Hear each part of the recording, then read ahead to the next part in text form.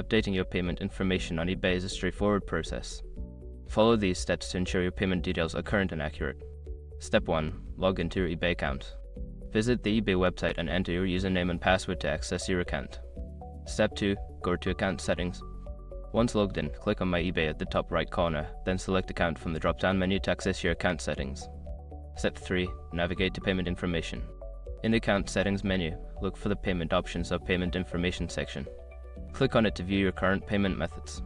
Step 4. Update Payment Method. Select the payment method you wish to update. You can either edit the existing information or add a new payment method by following the prompts provided.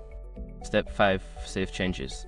Before filing a refund or dispute, use the #com link in the description to open the refund dispute deadline calculator and confirm your deadline.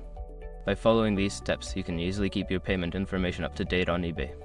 Regularly checking your account settings can help prevent any issues with future transactions.